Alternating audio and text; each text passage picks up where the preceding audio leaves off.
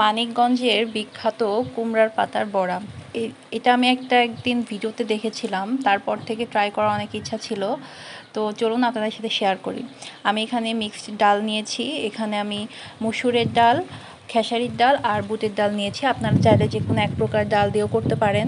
এটা আমি একটা ব্লেন্ডার জারে নিয়েছি, আপনারা চাইলে এটা পাটাতেও বাটতে পারেন।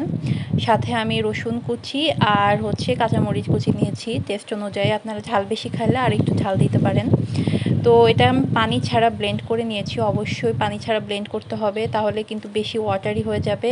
আর অল্প একটু আধা ভাঙা থাকা অবস্থায় কিন্তু ব্লেন্ডার থেকে বের করতে হবে। তো এখানে আমি কিছু মশলা অ্যাড করব, এর জন্য আমি এখানে লবণ নিয়েছি স্বাদ মতো। আর কিছু গুঁড়া মশলার ভিতর আমি হলুদ, মরিচ, ধনিয়া আর একটু জিরা গুঁড়া দিয়েছি। এখানে কিন্তু বেশি মশলা ইউজ করা যাবে না, কারণ এখানে গরম মশলা দিলে এটার স্বাদ, অথেন্টিক স্বাদটা কিন্তু পাবেন না। তো এই জন্য অবশ্যই এখানে কম মশলা ইউজ করতে হবে। আর কালো জিরা দিয়েছি হাত দিয়ে ক্রাশ করে, তাহলে কালো জিরার যেই ফ্লেভারটা এটা এনহ্যান্স হয়। আপনারা কালো জিরা যদি ফ্লেভার পছন্দ না হয় আপনারা স্কিপ করতে পারেন। তো এটা আমি এখন মিক্স করে নিচ্ছি ভালো করে। এখানে আমি কচি কুমড়ার পাতা নিয়েছি, জাস্ট ধুয়ে নিয়েছি একটু। আর ধুয়ে নেওয়ার পরে কিন্তু কিছুক্ষণ একটু শুকাইতে দিতে হবে, তাহলে কিন্তু এটা যদি পানি থাকে গায়ে তাহলে কিন্তু এই ডালের মিক্সটা কিন্তু এর সাথে লাগবে না। তো আপনারা দেখতে পাচ্ছেন ভিডিওতে যে আমি প্রথমে কুমড়ার ভেতরের অংশে, তারপরে একটা ভাঁজ করে বাইরের অংশে, তারপরে আর একটা ভাঁজ করে আমি 3বার ভাঁজ করে নিয়েছি। তো আপনারা একটু ভিডিও দেখে বুঝতে পারবেন। তো 3বার ভাঁজ করে নিয়ে আমি উভয় পাশেই কিন্তু ডালের মিক্সটা আমি লাগিয়ে নিচ্ছি। আপনারা একটু ভিডিও দেখে কয়েকটা ভাঁজ দিয়ে, যে কয়টা ভাঁজ, আর আপনারা যদি 2টা ভাঁজে করতে চান তাও করতে পারেন, কোনো সমস্যা নাই। তো একটা প্যান গরম করে আমি এখানে তেল নিয়েছি। এটা শ্যালো ফ্রাই করতে হবে, এই জন্য অল্প তেল হলে হয়ে যাবে। তো এখানে আমি এক এক করে দিয়ে দিচ্ছি।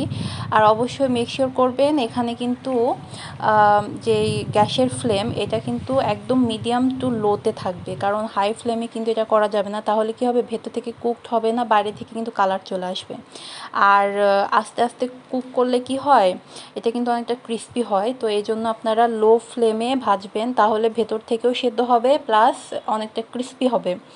তো এক এক করে আমি এখানে কিন্তু গোল্ডেন ব্রাউন হয়ে যাওয়া পর্যন্ত ভাজতে থাকবো। এতক্ষণে কিন্তু আমার যেই পাতাটা ওটাও সিদ্ধ হয়ে গিয়েছে।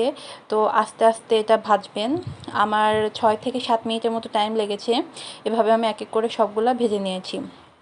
তো এটা কিন্তু আমি গরম ভাতের সাথে খেয়েছি, আপনারা চাইলে এমনি এমনি খেয়ে ফেলতে পারেন। আমি তো ভাজার সময়ই কয়েকটা খেয়ে নিয়েছি।